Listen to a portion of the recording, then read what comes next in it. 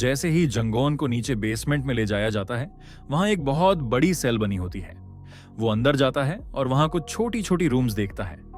उसके दिमाग में आता है कि उसने पनिशमेंट रूम को एक सॉलिटरी कन्फाइनमेंट जैसा इमेजिन किया था, लेकिन उसे समझ नहीं आता कि उन्होंने बेसमेंट में अलग अलग कमरे क्यों बनाए हैं।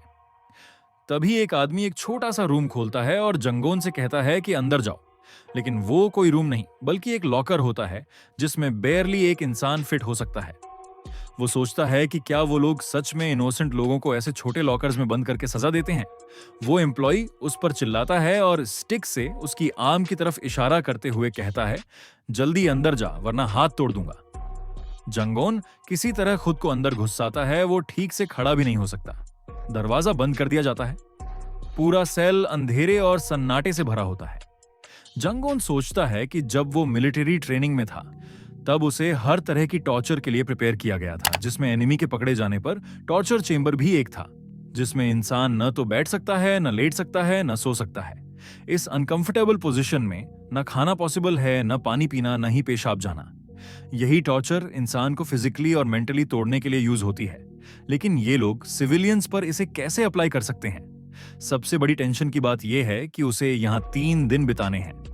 ये उसकी पहली रात टॉर्चर चेंबर में है और दैसन वेलफेयर फैसिलिटी में उसकी 5वीं रात। छठा दिन तब शुरू होता है जब सूरज अपनी रोशनी से आसमान को चमकाने लगता है। लेकिन जंगोन को टाइम का कोई अंदाजा नहीं होता। उसे लगता है कि शायद एक दिन बीत गया। वो एग्जॉस्शन से बार बार झपकियां ले रहा है। वो श्योर नहीं है कि उसने सोया या सिर्फ आंखें बंद की थीं। लेकिन इन सब से बढ़कर उसे भूख लगी है। उसकी जुबान बार बार एक ही वर्ड दोहरा रही है, फूड। दूसरी तरफ 3rd प्लेटून हॉल में संजो को प्लेटून लीडर बुरी तरह पीट रहा है। बाकी सभी लोग ये सब देखकर डर के मारे सहमे हुए हैं। संजो दर्द में रो रहा है क्योंकि वो इस तरह की मार खाने का आदी नहीं है। प्लेटून लीडर उस पर चिल्लाता है कि उसे पता है कि संजो ने अनकॉन्शियस होने के दौरान जंगोन का साथ दिया था। अब बताओ कैसा लग रहा है उसकी साइड लेने के बदले पिटाई खाना। संजो कुछ बोलने की कोशिश करता है लेकिन प्लेटून लीडर उसे लात मारकर चुप करा देता है। प्लेटून लीडर बाकी लोगों को बुरा भला कह रहा है क्योंकि सबने मिलकर रिबेलियन की थी, लेकिन अब सब ऐसे एक्ट कर रहे हैं जैसे कुछ पता ही नहीं। प्लेटून लीडर संजो के बाल पकड़कर उसे घसीटता है और कहता है, अब तुझे दिखाता हूं कि जो अपने लीडर के खिलाफ जाते हैं उनका क्या हाल होता है। वो उसके चेहरे पर नी मारता है और फिर उसे जमीन पर गिराकर बूटों से पीटता है। योर एक्सेलेंसी उसे रोकने आता है और कहता है कि इतना ब्रूटल क्यों हो रहा है। लेकिन प्लेटून लीडर उसे भी लात मार देता है जिससे वो संजो के ऊपर गिरता है। उसके 2 साथी दोनों को लात मारते रहते हैं और उन्हें इन्फॉर्मेंट कहकर बुलाते हैं। अगले सीन में हम देखते हैं कि डायरेक्टर्स ऑफिस में इंजे शू बॉक्सेस में पैसे भर रहा होता है। वो पैसे बैग्स में डालता है और कहता है कि ये ब्राइब है गवर्नमेंट वर्कर्स के लिए। वो 3 बैग्स प्रिपेयर करता है और कहता है कि तीनों में सेम अमाउंट है, बस उन्हें बांट देना है। ग्वांग कहता है कि योम इस बार उसके साथ चले। योम मान जाता है। ग्वांग एक बिग बॉक्स की तरफ इशारा करता है जो अलग रखा है और पूछता है, इसका क्या? उसके पिता इंजे कहते हैं कि ये किसी और के लिए है। योम पूछता है कि इसमें इतना पैसा क्यों है। इंजे बताता है कि जिसे ये मिलेगा वो सिंपल सरकारी अफसर नहीं है, वो इस देश के मैनेजमेंट का बहुत इंपॉर्टेंट की है। ग्वांग और योम उन सरकारी अफसरों को ब्राइब देने के लिए निकलते हैं। रास्ते में योम पूछता है कि ये लोग इनके बिजनेस में क्या हेल्प करते हैं जो इतना रिवॉर्ड पा रहे हैं। ग्वांग कहता है कि ये लोग कई तरह से मदद करते हैं। अगले सीन में हम देखते हैं कि डायसन सिटी हॉल के वेलफेयर डिपार्टमेंट का वर्कर जो उन्हें गवर्नमेंट फंड्स दिलवाने में हेल्प करता है। ग्वांग उसे गिफ्ट बैग देता है और वो जवाब में कहता है कि उसे अब और भी कुछ करना चाहिए। ग्वांग कहता है, कुछ और मत कर, बस अपना काम अच्छे से करते रहो। फिर वो सिटी के सी साइड पर जाता है और देसन पुलिस स्टेशन के चीफ से मिलता है। चीफ शू बॉक्स देखकर कहता है, ये शूज हैवी लग रहे हैं। ग्वांग सिर झुकाकर कहता है कि चीफ को देश भर में दौड़ना पड़ता है सिटीजन्स के लिए, तो इन्हीं शूज में दौड़ते रहो। फिर वो एक डिजर्टेड रोड पर उस डिस्ट्रिक्ट के प्रोसिक्यूटर से मिलता है और उसे गिफ्ट देता है। प्रोसिक्यूटर बैग को वजन से अंदाजा लगाते हुए कहता है, मुझे एप्पल्स पसंद हैं, लेकिन पियर्स भी ठीक हैं। ग्वांग हंसते हुए कहता है, सीजन आएगा तो एप्पल्स भी देंगे। प्रोसिक्यूटर के जाते ही ग्वांग बड़बड़ाता है कि इसे पिकी होने की जरूरत नहीं, जो दिया जा रहा है वो ले ले। वो योम से कहता है कि यही लोग हर उस कोशिश को दबा देते हैं जो कोई विसल ब्लोअर ट्रूथ को पब्लिक में लाने के लिए करता है। फिर वो उसे कुछ पैसे देता है। योम हैरान होकर पूछता है, क्या आपने ब्राइब में से कुछ पैसे निकाल लिए? ग्वांग जवाब देता है, अगर बदले में कुछ नहीं मिलेगा तो ब्राइब क्यों देंगे? वो बताता है कि पिछले बार भी उसने थोड़ा हिस्सा लिया था और किसी को पता नहीं चला, इसलिए इस बार उसे साथ लाया, क्योंकि भाइयों को अच्छे काम की खुशी बांटनी चाहिए। यौम उसे थैंक्स कहता है। कार में बैठकर ग्वांग कहता है कि अब कुछ अच्छा खाना चाहिए, आखिर अच्छा काम किया है। रेस्टोरेंट में वो कुक्ड मीट ऑर्डर करते हैं। ग्वांग एक टुकड़ा मांस, हर्ब्स और लैटिस लीफ में लपेटकर योम को अपने हाथों से खिलाता है। उसे चबाते हुए देखता है और कहता है, तू तो बहुत अच्छे से खाता है। दोनों इस छोटी खुशी का मजा लेते हैं। तभी योम पूछता है कि क्या वो सच में प्लेटून लीडर और जंगोन की फाइट कराने वाला है। ग्वांग मुस्कुराता है और पूछता है, तू ये क्यों पूछ रहा है? तू सोच रहा है कि पनिशमेंट रूम में 3 दिन बिताने वाला कोई बंदा जीत सकता है? योम कहता है कि एक नॉर्मल इंसान नहीं जीत सकता, लेकिन जंगोन ने दोनों हाथ टूटे होने के बावजूद 3 बंदों को गिरा दिया था। ग्वांग उसे इंटरप्ट करता है। वो पूछता है कि क्या योम को लगता है कि जंगोन उनके लिए यूजफुल हो सकता है अगर वो सच में इतना स्ट्रांग है। योम कहता है कि यूजफुल होना अलग बात है, लेकिन वो ग्वांग की बात कैसे मानेगा जब वो प्लेटून लीडर को भी हरा सकता है। ग्वांग कहता है कि अभी के लिए ये ऑलमोस्ट इम्पॉसिबल है, लेकिन अगर इस बार उसे पनिशमेंट रूम की वजह से तोड़ दिया तो वो उसकी हर बात मानने लगेगा। अगले सीन में हम देखते हैं 3 दिन हो चुके हैं जंगन को उस टॉर्चर लॉकर में बंद हुए। 2 दिन तक तो वो बिल्कुल भी नहीं सो पाया। उसका चेहरा ऐसे लग रहा है जैसे कोई हारा हुआ सोल्जर हो जिसकी आंखों में 100 साल का दर्द हो। वो भूखा है और उसका मुंह हर उस खाने का नाम ले रहा है जो उसके दिमाग में आ रहा है। वो खुद को जिंदा रखने का रीजन दे रहा है, गिव अप ना करने की वजह ढूंढ रहा है। तभी उसके सामने एक और रीजन आता है, सियोना। उसका ब्राइट और स्माइलिंग चेहरा उसकी आंखों के सामने घूमने लगता है। उसे याद आता है कि उसने अभी तक सियोना को डिनर पर नहीं ले जाया। वो सोचता है कि जब वो उससे डिनर के लिए बोलेगा और सियोना हैप्पीली हाँ करेगी, तब वो पूछेगी क्या खाएं, और वो बोलेगा कुछ भी चलेगा, बस तुम साथ हो। ये सोचते हुए वो खुद को जिंदा रखने की कोशिश करता है। फिर एक और रात उस हेल में गुजरती है और तीसरा दिन खत्म होता है। जैसे ही लॉकर खुलता है, जंगन जमीन पर गिर जाता है। उसमें अपने शरीर को संभालने की भी ताकत नहीं बची। वो मुश्किल से अपनी गर्दन उठाता है और ऊपर देखता है। ग्वांग उसकी तरफ देखकर स्मर्क करता है और कहता है, यही तो वो हार मानने वाली आंखें हैं जो मैं देखना चाहता था। फिर वो आदेश देता है कि उसे यहां से हटाओ। जंगन जमीन पर पड़ा है और हिल भी नहीं पा रहा। एनर्जी ही नहीं बची उसमें। संजो और हिज एक्सेलेंसी वहां बार्स के पास खड़े हैं। वो आकर उसे उठाते हैं, सहारा देकर चलाते हैं। संजो उसकी हालत देखकर कहता है, तू बिल्कुल भी ठीक नहीं लग रहा, इसे जल्दी बाहर ले चलते हैं। जैसे ही वो चलते हैं, जंगन संजो से पूछता है, तेरा चेहरा ऐसा क्यों है, सब ठीक है ना? संजो बताता है कि प्लेटून लीडर ने उसे पीटा क्योंकि वो उस दिन जंगन के साथ था, और एक्सेलेंसी को भी मारा गया क्योंकि उसने संजो के लिए आवाज उठाई थी। लेकिन एक्सेलेंसी मुस्कुराकर कहता है कि वो ठीक है। जंगन उसे देखता है और सोचता है, क्या हालत बना दी इनकी। वो संजो से पूछता है, कहां ले जा रहे हो? मैं भूखा हूं यार, कुछ खाने को चाहिए। संजो कहता है, फिलहाल कुछ भी खाने को नहीं मिलेगा। सभी इनमेट्स ग्राउंड में इकट्ठा हैं और सबके चेहरे पर डर साफ दिख रहा है। प्लेटून लीडर पूरी तरह से रेडी है फाइट के लिए। जंगन को भी वहीं लाया जाता है। उसकी हालत ऐसी है कि वो मुश्किल से खड़ा है। अब उसे समझ आ जाता है कि जैसे ही वो पनिशमेंट रूम से निकला, उसे प्लेटून कमांडर से लड़ाया जा रहा है। प्लेटून लीडर को याद आता है ग्वांग ने उससे क्या कहा था, तुझे अपनी रेपुटेशन बचानी है, वरना सामने हार कर तू लीड नहीं कर पाएगा। उसे लगता है कि ये फाइट तो पहले ही उसकी है, बस उसे दिखाना है कि वो स्ट्रांग है और जंगन को हराना है। ग्वांग हंसते हुए कहता है, ये तो बिल्कुल ग्लैडिएटर फाइट जैसा लग रहा है। पर योम नहीं हंसता। वो जंगन को देखकर कहता है, उसकी हालत देखकर तो ये फाइट कम, एग्जीक्यूशन ज्यादा लग रही है, लेकिन देखने में मजा तो आएगा। ग्वांग आदेश देता है, फाइट शुरू करो। दोनों को आमने सामने लाया जाता है। रेफरी उन्हें इंस्ट्रक्शंस देता है और ग्रीन सिग्नल मिलते ही फाइट शुरू हो जाती है। जंगन सोचता है कि उसे तो बस थोड़ा आराम चाहिए था। प्लेटून लीडर अपने दोस्तों की तरफ देखता है जो कुछ इशारे कर रहे हैं। उसे कल की अपनी बातचीत याद आती है। उसने अपने दोस्तों से कहा था कि जंगन बहुत स्ट्रांग है और शायद वो इजीली ना हारे, लेकिन उसके दोस्त ने एक तरीका बताया, उसके आर्म्स इंजर्ड हैं, बस उसी पर किक मारो, वो लड़ नहीं पाएगा। प्लेटून लीडर ने माना कि ये ट्रिक चीप है, पर उससे जीत मिल सकती है। फाइट शुरू होती है और प्लेटून लीडर चीखता हुआ जंगन की तरफ दौड़ता है। जंगन अपनी जगह से हिलता तक नहीं। उसके अंदर अब लड़ने की विल बची नहीं है। वो सोचता है, मारो, खत्म करो सब कुछ। पर तभी उसे अपने इंजर्ड आर्म्स याद आ जाते हैं और वो जान जाता है कि ये लड़ाई यूं नहीं खत्म हो सकती। जैसे ही प्लेटून लीडर उसके आर्म्स पर किक मारता है, जंगन पीछे झुककर उसे डॉज कर लेता है। प्लेटून लीडर हैरान रह जाता है। जंगन मुड़ता है और एक जोरदार बैक किक उसके पेट में मारता है। प्लेटून लीडर दर्द में चीख उठता है, उसका चेहरा लाल हो जाता है। यॉम हैरान रह जाता है ये किक देखकर और सोचता है, क्या इसने मार्शल आर्ट्स सीखी है? ग्वांग का मुंह खुला रह जाता है और उसकी हंसी वहीं थम जाती है। प्लेटून लीडर की आंखों और मुंह से पानी बह रहा है। वो सोच रहा है, क्या जंगन सच में पनिशमेंट रूम से अभी अभी निकला है? अगर हाँ, तो फिर इतना स्ट्रांग कैसे है? जंगन संजो और एक्सेलेंसी की चोट खाई हुई शक्लें देखता है जो उस दिन उसकी सपोर्ट के लिए मारे गए थे। ये देखकर उसके अंदर का गुस्सा और रिवेंज की भावना और तेज हो जाती है। अब उसकी नजर सीधी प्लेटून लीडर पर है, जिसे अब पता चल चुका है कि उसके साथ क्या होने वाला है। जैसे ही जंगोन ने उसके फेस पर किक मारी, उसकी नोज टूट गई और खून बहने लगा। एक ही वार में वो जमीन पर गिर पड़ा। सारी आंखें जैसे ब्लिंक करना भूल गईं। हर चेहरा शॉक में था। जंगोन अब भी शांत नहीं हुआ था। उसने लगातार उसके फेस पर किक्स मारनी शुरू कर दी। प्लेटून लीडर के दोस्त डर के मारे कांप रहे थे। वो देख नहीं पा रहे थे कि ये क्या हो रहा है। संजो एक्साइटेड होकर फिर से चीयर करने लगा। हिज एक्सेलेंसी भी खुश था और बोला कि उसे तो हमेशा से जंगोन पर भरोसा था।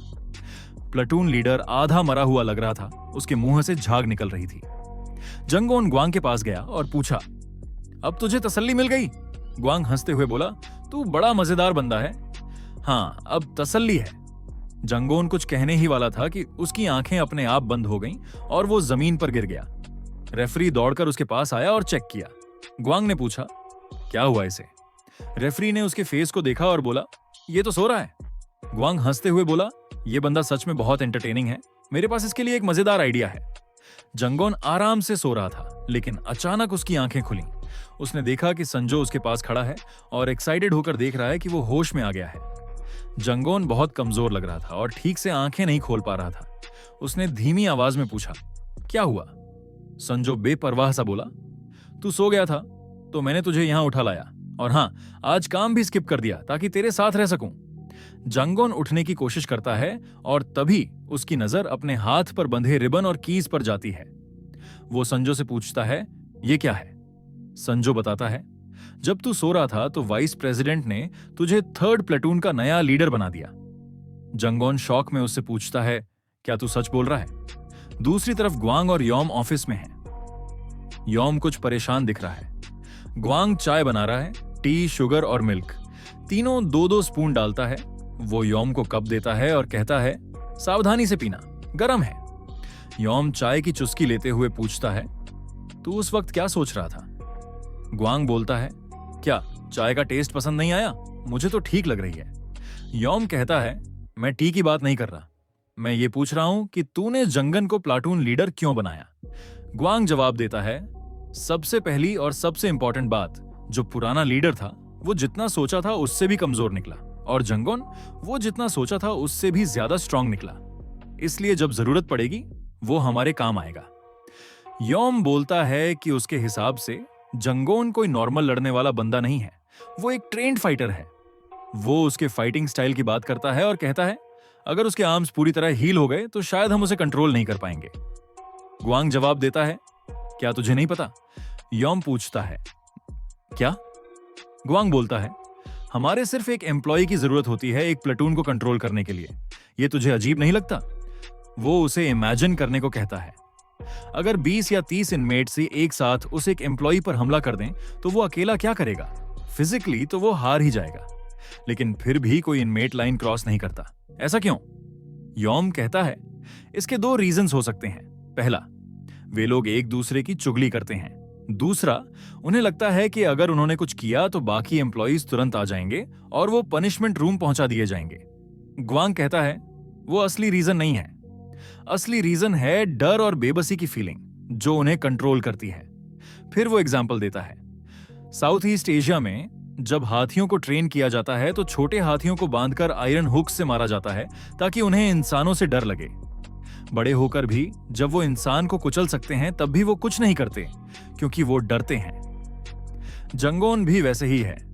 हमें उसे भी वैसे ही ट्रेन करना होगा जैसे बाकी इनमेट्स को किया गया है। यॉम पूछता है, क्या उसे प्लेटून लीडर बनाना सच में जरूरी था? ग्वांग बोलता है हाँ, ये पोजीशन उसे थोड़ा रिलैक्स करेगी। टाइम के साथ वो इस जगह को अपना घर मानने लगेगा, जैसे बाकी सब करते हैं। अब जंगोन अपने बेड पर लेटा हुआ है और दो लड़के उसके पास फ्लोर पर बैठे हैं। वो उससे माफी मांगते हैं कि उन्होंने पहले जो किया उसके लिए सॉरी हैं। जंगोन को बताया गया था कि प्रीवियस प्लेटून लीडर को फाइट के बाद वार्ड में भेज दिया गया है। अब उसके पुराने फॉलोअर्स घुटनों पर गिरकर अपनी जान की भीख मांग रहे हैं। जंगोन कहता है कि वो तो खुद को माफ भी नहीं कर पाता, दूसरों को कैसे करे। उनका चेहरा उदास हो जाता है। फिर वो कहता है कि वो तो यहाँ नया है, उनके खिलाफ कोई ग्रजेस नहीं रखता। ये सुनकर वो दोनों थोड़ा रिलैक्स हो जाते हैं। जंगोन उन्हें पीछे देखने को कहता है और बोलता है, मुझसे माफी मांग रहे हो, लेकिन असली माफी तो उन इनमेट्स से मांगो जिनके फेस से साफ लग रहा है कि उनका रिवेंज लेने का पूरा मूड है। जैसे ही जंगोन ने उबासी ली, उसने कहा कि उन्हें आपस में बात करके मामला सुलझा लेना चाहिए, क्योंकि वो तो वापस सोने वाला है।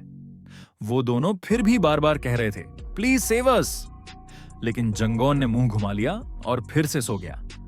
जब वो उठा तो सोचने लगा कि क्या सिर्फ ऐसे लेटे रहने से कोई इतना हैप्पी हो सकता है। फिर उसकी नजर उन कीज और आर्मबैंड पर गई। उसे याद आया कि जब वो पनिशमेंट रूम से निकला था तब तो वो उसे सबक सिखाना चाहते थे। वो लोग चाहते थे कि प्लेटून लीडर की पिछली हार का थोड़ा इज्जत बचा लें, लेकिन फिर उसका एक पंच सब कुछ पलट गया और उनका पूरा प्लान बर्बाद हो गया।